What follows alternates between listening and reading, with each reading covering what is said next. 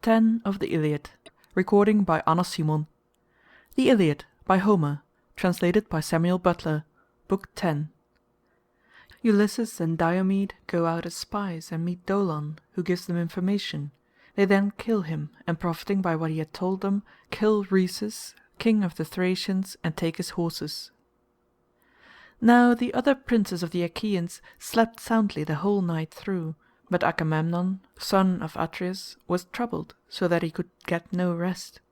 As when fair Juno's lord flashes his lightning in token of great rain or hail, or snow when the snowflakes whiten the ground, or again as a sign that he will open the wide jaws of hungry war, even so did Agamemnon heave many a heavy sigh, for his soul trembled within him. When he looked upon the plain of Troy, he marvelled at the many watchfires burning in front of Ilios, and at the sound of pipes and flutes, and of the hum of men. But when presently he turned towards the ships and hosts of the Achaeans, he tore his hair by handfuls before Jove on high, and groaned aloud for the very disquietness of his soul. In the end he deemed it best to go at once to Nestor son of Neleus, and see if between them they could find any way of the Achaeans from destruction. He therefore rose, put on his shirt, bound his sandals about his comely feet, flung the skin of a huge tawny lion over his shoulders, a skin that reached his feet, and took his spear in his hand. Neither could Menelaus sleep, for he too boded ill for the Argives who for his sake had sailed from far over the seas to fight the Trojans. He covered his broad back with the skin of a spotted panther, put a casque of bronze upon his head, and took his spear in his brawny hand. Then he went to rouse his brother, who was by far the most powerful of the Achaeans, and was honoured by the people as though he were a god. He found him by the stern of his ship, already putting his goodly array about his shoulders, and right glad was he that his brother had come. Menelaus spoke first. "Why," said he, "my dear brother, are you thus arming? Are you going to send any of our comrades to exploit the Trojans? I greatly fear that no one will do you this service, and spy upon the enemy alone in the dead of night. It will be a deed of great daring." And King Agamemnon answered, "Menelaus, we both of us need shrewd counsel to save the Argives and our ships, for Jove has changed his mind, and inclines towards Hector's sacrifices rather than ours. I never saw nor heard tell of any man as having wrought such ruin in one day as Hector has now wrought against the sons of the Achaeans, and that too of his own unaided self, for he is son neither to god nor goddess. The Argives will rue it long and deeply. Run therefore with all speed by the line of the ships, and call Ajax and Idomeneus. Meanwhile I will go to Nestor, and bid him rise and go about among the companies of our sentinels to give them their instructions. They will listen to him sooner than to any man, for his own son and Meriones, brother-in-arms to Idomeneus, are captains over them. It was to them more particularly that we gave this charge." Menelaus replied, "How do I take your meaning? Am I to stay with them and wait your coming, or shall I return here as soon as I have given your orders?" "Wait," answered King Agamemnon, "for there are so many paths about the camp that we might miss one another. Call every man on your way, and bid him be stirring. Name him by his lineage and by his father's name. Give each all titular observance, and stand not too much upon your own dignity. We must take our full share of toil, for at our birth Jove laid this heavy burden upon us." With these instructions he sent his brother on his way, and went on to Nestor, shepherd of his people. He found him sleeping in his tent hard by his own ship. His goodly armour lay beside him, his shield, his 2 spears, and his helmet. Beside him also lay the gleaming girdle with which the old man girded himself when he armed to lead his people into battle, for his age stayed him not. He raised himself on his elbow and looked up at Agamemnon. "Who is it," said he, "that goes thus about the host and the ships alone and in the dead of night, when men are sleeping? Are you looking for one of your mules, or for some comrade? Do not stand there and say nothing, but speak. What is your business?" And Agamemnon answered, "Nestor, son of Neleus, honour to the Achaean name, it is I, Agamemnon son of Atreus, on whom Jove has laid labour and sorrow so long as there is breath in my body and my limbs carry me. I am thus abroad because sleep sits not upon my eyelids, but my heart is big with war and with the jeopardy of the Achaeans. I am in great fear for the Danaans. I am at sea, and without sure counsel. My heart beats as though it would leap out of my body, and my limbs fail me. If then you can do anything, for you too cannot sleep, let us go the round of the watch, and see whether they are drowsy with toil and sleeping to the neglect of their duty. The enemy is encamped hard, and we know not but he may attack us by night." Nestor replied, "Most noble son of Atreus, king of men, Agamemnon, Jove will not do all for Hector that Hector thinks he will. He will have troubles yet in plenty, if Achilles will lay aside his anger. I will go with you, and will rouse others, either the son of Tydeus, or Ulysses, or fleet Ajax, and the valiant son of Phyleus. Someone had also better go and call Ajax and King Idomeneus, for their ships are not near at hand, but the farthest of all. I cannot, however, refrain from blaming Menelaus, much as I love him and respect him, and I will say so plainly, even at the risk of offending you, for sleeping and leaving all this trouble to yourself. He ought to be going about imploring aid from all the princes of the Achaeans, for we are in extreme danger." And Agamemnon answered, "Sir, you may sometimes blame him justly, for he is often remiss and unwilling to exert himself, not indeed from sloth, nor yet heedlessness, but because he looks to me and expects me to take the lead. On this occasion, however, he was awake before I was, and came to me of his own accord. I have already sent him to call the very men whom you have named. And now let us be going. We shall find them with the watch outside the gates, for it was there I said that we would meet him." "In that case," answered Nestor, "the Argives will not blame him nor disobey his orders when he urges them to fight or gives them instructions." With this he put on his shirt and bound his sandals about his comely feet. He buckled on his purple coat, of two thicknesses, large, and of a rough, shaggy texture, grasped his redoubtable bronze-shod spear, and wended his way along the line of the Achaean ships. First he called loudly to Ulysses, peer of gods in council, and woke him, for he was soon roused by the sound of the battle-cry. He came outside his tent, and said, "Why do you go thus alone about the host, and along the line of the ships, in the stillness of the night? What is it that you find so urgent?" And Nestor, knight of Gerene, answered, "Ulysses, noble son of Laertes, take it not amiss, for the Achaeans are in great straits. Come with me, and let us wake some other, who may advise well with us whether we shall fight or fly." On this Ulysses went at once into his tent, put his shield about his shoulders, and came out with them. First they went to Diomed, son of Tydeus, and found him outside his tent, clad in his armour, with his comrades sleeping round him, and using their shields as pillows. As for their spears, they stood upright on the spikes of their butts that were driven into the ground, and the burnished bronze flashed afar like the lightning of Father Jove. The hero was sleeping upon the skin of an ox, with a piece of fine carpet under his head.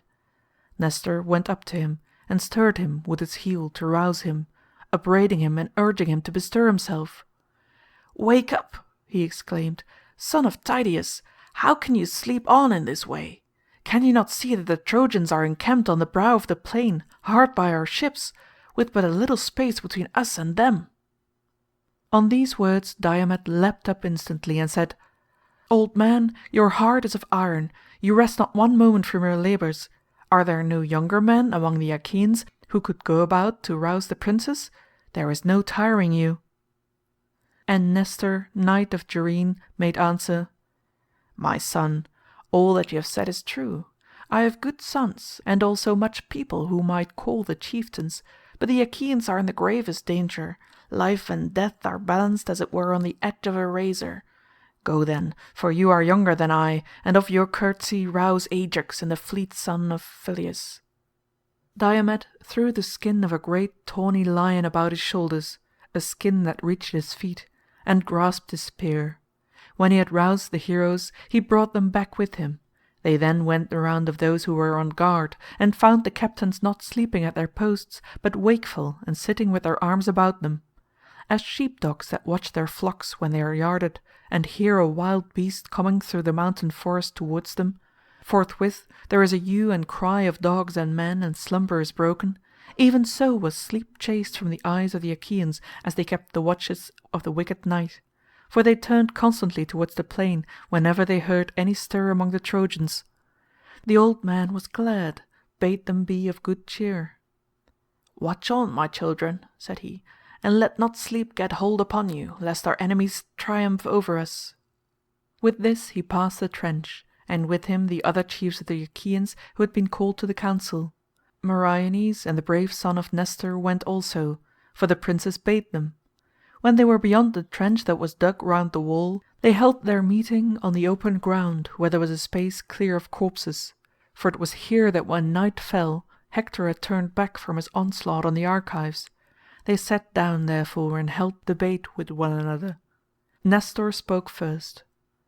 "My friends," said he, "is there any man bold enough to venture the Trojans and cut off some straggler, or bring us news of what the enemy mean to do, whether they will stay here by the ships away from the city, or whether, now that they have worsted the Achaeans, they will retire within their walls?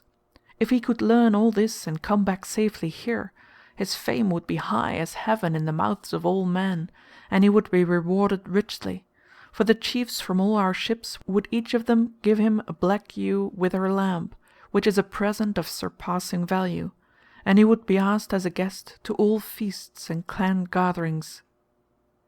They all held their peace, but Diomed of the loud war-cry spoke, saying, "Nestor, gladly will I visit the host of the Trojans over against us, but if another will go with me, I shall do so in greater confidence and comfort. When two men are together, one of them may see some opportunity which the other has not caught sight of. If a man is alone, he is less full of resource, and his wit is weaker." On this several offered to go with Diomed.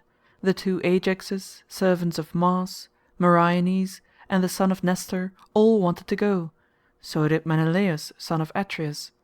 Ulysses also wished to go among the host of the Trojans, for he was ever full of daring, and thereon Agamemnon king of men spoke thus: "Diomed," said he, "son of Tydeus, man after my own heart, choose your comrade for yourself, take the best man of those that have offered, for many would now go with you. Do not through delicacy reject the better man, and take the worst out of respect for his lineage, because he is of more royal blood." He said this because he feared for Menelaus.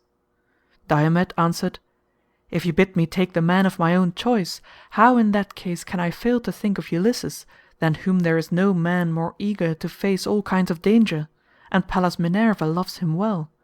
If he were to go with me, we should pass safely through fire itself, for he is quick to see and understand." "Son of Tydeus," replied Ulysses, "say neither good nor ill about me, for you are among Argives who know me well. Let us be going, for the night wanes and dawn is at hand. The stars have gone forwards, 2/3 of the night are already spent, and the third is alone left us." They then put on their armour. Brave Thrasymedes provided the son of Tydeus with a sword and a shield, for he had left his own at his ship, and on his head he set a helmet of bull's hide without either peak or crest. It is called a skull cap, and is a common headgear. Meriones found a bow and quiver for Ulysses, and on his head he set a leathern helmet that was lined with a strong plating of leathern thongs, while on the outside it was thickly studded with boar's teeth, well and skilfully set into it. Next the head there was an inner lining of felt. This helmet had been stolen by Autolycus out of Ilion, when he broke into the house of Amyntor son of Ormenus. He gave it to Amphidamas of Cythera to take to Scandia, and Amphidamas gave it as a guest gift to Molus, who gave it to his son Meriones, and now it was set upon the head of Ulysses. When the pair had armed they set out, and left the other chieftains behind them. Pallas Minerva sent them a heron by the wayside upon their right hands. They could not see it for the darkness, but they heard its cry. Ulysses was glad when he heard it, and prayed to Minerva.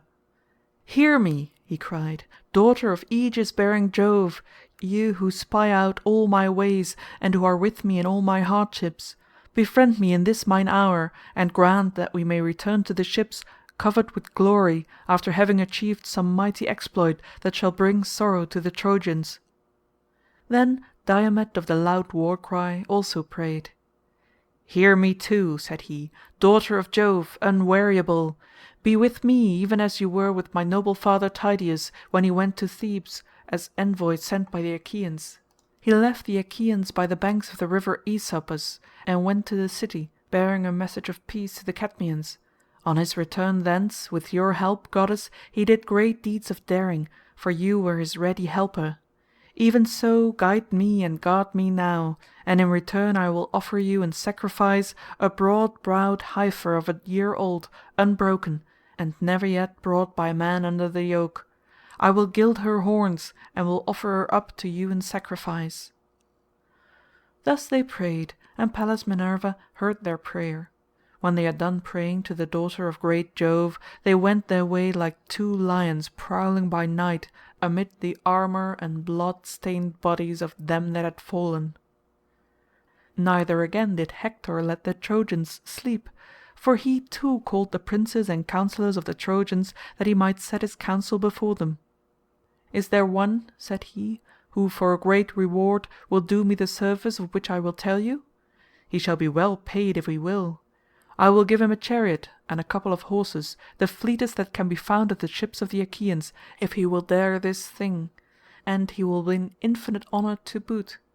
He must go to the ships and find out whether they are still guarded as heretofore, or whether now that we have beaten them the Achaeans design to fly, and through sheer exhaustion are neglecting to keep their watches." They all held their peace, but there was among the Trojans a certain man named Dolon, son of Eumedes, the famous herald, a man rich in gold and bronze. He was ill-favoured, but a good runner, and was an only son among 5 sisters. He it was that now addressed the Trojans. "I, Hector," said he, "will to the ships and will exploit them. But first hold up your sceptre and swear that you will give me the chariot, bedight with bronze, and the horses that now carry the noble son of Peleus. I will make you a good scout, and will not fail you. I will go through the host from one end to the other till I come to the ship of Agamemnon, where I take it the princes of the Achaeans are now consulting whether they shall fight or fly." When he had done speaking, Hector held up his sceptre and swore him his oath, saying, "May Jove the thundering husband of Juno bear witness that no other Trojan but yourself shall mount those steeds, and that you shall have your will with them for ever." The oath he swore was bootless, but it made Dolon more keen on going. He hung his bow over his shoulder, and as an overall he wore the skin of a grey wolf, while on his head he set a cap of ferret skin. Then he took a pointed javelin and left the camp for the ships. But he was not to return with any news for Hector. When he had left the horses and the troops behind him, he made all speed on his way. But Ulysses perceived his coming and said to Diomed, "Diomed, here is some one from the camp. I am not sure whether he is a spy, or whether it is some thief who would plunder the bodies of the dead. Let him get a little past us. We can then spring upon him and take him. If, however, he is too quick for us, go after him with your spear and hem him in towards the ships away from the Trojan camp, to prevent his getting back to the town." With this they turned out of their way and lay down among the corpses. Dolon suspected nothing and soon passed them, but when he had got about as far as the distance by which a mule-ploughed furrow exceeds one that has been ploughed by oxen, for mules can plough fallow land quicker than oxen, they ran after him, and when he heard their footsteps he stood still, for he made sure they were friends from the Trojan camp come by Hector's orders to bid him return. When, however, they were only a spear's cast or less away from him, he saw that they were enemies and ran away as fast as his legs could take him. The others gave chase at once, and as a couple of well-trained hounds press forward after a doe or hare that runs screaming in front of them, even so did the son of Tydeus and Ulysses pursue Dolon and cut him off from his own people. But when he had fled so far towards the ships that he would soon have fallen in with the outposts, Minerva infused fresh strength into the son of Tydeus, for fear some other of the Achaeans might have the glory of being first to hit him, and he might himself be only second. He therefore sprang forward with his spear and said, "Stand, or I shall throw my spear, and in that case I shall soon make an end of you." He threw as he spoke, but missed his aim on purpose. The dart flew over the man's right shoulder and then stuck in the ground. He stood stock still, trembling and in great fear. His teeth chattered, and he turned pale with fear. The two came breathless up to him and seized his hands, whereon he began to weep and said, "Take me alive, I will ransom myself. We have great store of gold, bronze, and wrought iron, and from this my father will satisfy you with a very large ransom, should he hear of my being alive at the ships of the Achaeans." "Fear not," replied Ulysses. "Let no thought of death be in your mind, but tell me, and tell me true, why are you thus going about alone in the dead of night, away from your camp and towards the ships, while other men are sleeping? Is it to plunder the bodies of the slain, or did Hector send you to spy out what was going on at the ships? Or did you come here of your own mere notion?" Dolon answered, his limbs trembling beneath him. "Hector, with his vain flattering promises, lured me from my better judgment. He said he would give me the horses of the noble son of Peleus and his bronze bedizened chariot. He bade me go through the darkness of the flying night, get close to the enemy, and find out whether the ships are still guarded as heretofore, or whether, now that we have beaten them, the Achaeans design to fly, and through sheer exhaustion are neglecting to keep their watches." Ulysses smiled at him and answered, "You had indeed set your heart upon a great reward, but the horses of the descendant of Aeacus are hardly to be kept in hand or driven by any other mortal man than Achilles himself, whose mother was an immortal. But tell me, and tell me true, where did you leave Hector when you started? Where lies his armour and his horses? How too are the watches and sleeping ground of the Trojans ordered? What are their plans? Will they stay here by the ships and away from the city, or now that they have worsted the Achaeans, will they retire within their walls?" And Dolon answered, "I will tell you truly all. Hector and the other councillors are now holding conference by the monument of great Ilus, away from the general tumult. As for the guards about which you ask me, there is no chosen watch to keep guard over the host. The Trojans have their watchfires, for they are bound to have them. They, therefore, are awake, and keep each other to their duty as sentinels, but the allies who have come from other places are asleep, and leave it to the Trojans to keep guard, for their wives and children are not here." Ulysses then said, "Now tell me, are they sleeping among the Trojan troops, or do they lie apart? Explain this that I may understand it." "I will tell you truly all," replied Dolon. "To the seaward lie the Carians, the Paeonian bowmen, the Leleges, the Cauconians, and the noble Pelasgi. The Lycians and proud Mysians, with the Phrygians and Meonians, have their place on the side towards Thymbra. But why ask about all this? If you want to find your way into the host of the Trojans, there are the Thracians, who have lately come here and lie apart from the others at the far end of the camp, and they have Rhesus, son of Ioneus, for their king. His horses are the finest and strongest that I have ever seen. They are whiter than snow and fleeter than any wind that blows. His chariot is bedight with silver and gold, and he has brought his marvellous golden armour of the rarest workmanship, too splendid for any mortal man to carry, and meet only for the gods. Now therefore take me to the ships, or bind me securely here until you come back and have proved my words, whether they be false or true." Diomed looked sternly at him and answered, "Think not, Dolon, for all the good information you have given us, that you shall escape now you are in our hands, for if we ransom you or let you go, you will come some second time to the ships of the Achaeans either as a spy or as an open enemy, but if I kill you and make an end of you, you will give no more trouble." On this Dolon would have caught him by the beard to beseech him further, but Diomed struck him in the middle of his neck with his sword, and cut through both sinews so that his head fell rolling in the dust while he was yet speaking. They took the ferret skin cap from his head and also the wolf skin, the bow, and his long spear. Ulysses hung them up aloft in honour of Minerva the goddess of plunder, and prayed, saying, "Accept these, goddess, for we give them to you in preference to all the gods in Olympus. Therefore speed us still further towards the horses and sleeping ground of the Thracians." With these words he took the spoils and set them upon a tamarisk tree, and they marked the place by pulling up reeds and gathering boughs of tamarisk, that they might not miss it as they came back through the flying hours of darkness. The two then went onwards amid the fallen armour and the blood, and came presently to the company of Thracian soldiers, who were sleeping, tired out with their day's toil. Their goodly armour was lying on the ground beside them, all orderly in 3 rows, and each man had his yoke of horses beside him. Rhesus was sleeping in the middle, and hard by him his horses were made fast to the topmost rim of his chariot. Ulysses from some way off saw him and said, "This, Diomed, is the man, and these are the horses about which Dolon, whom we killed, told us. Do your very utmost, dally not about your armour, but loose the horses at once, or else kill the man yourself, while I see to the horses." Thereon Minerva put courage into the heart of Diomed, and he smote them right and left.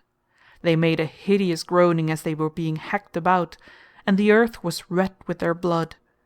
As a lion springs furiously upon a flock of sheep or goats when he finds them without their shepherd, so did the son of Tydeus set upon the Thracian soldiers till he had killed 12.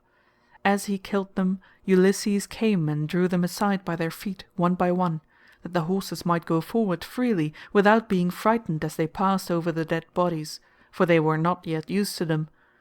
When the son of Tydeus came to the king he killed him too, which made 13, as he was breathing hard, for by the counsel of Minerva an evil dream, the seed of Oeneus, hovered that night over his head.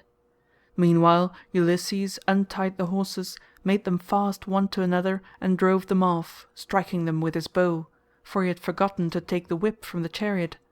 Then he whistled as a sign to Diomed. But Diomed stayed where he was, thinking what other daring deed he might accomplish. He was doubting whether to take the chariot in which the king's armour was lying, and draw it out by the pole, or to lift the armour out and carry it off, or whether again he should not kill some more Thracians. While he was thus hesitating, Minerva came up to him and said, "Get back, Diomed, to the ships, or you may be driven thither, should some other god rouse the Trojans."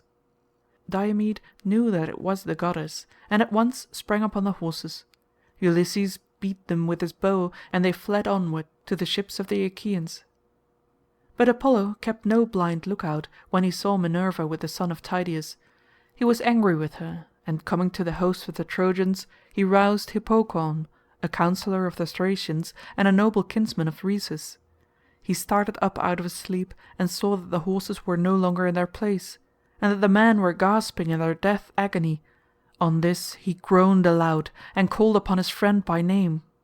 Then the whole Trojan camp was in an uproar as the people kept hurrying together, and they marvelled at the deeds of the heroes who had now got away towards the ships.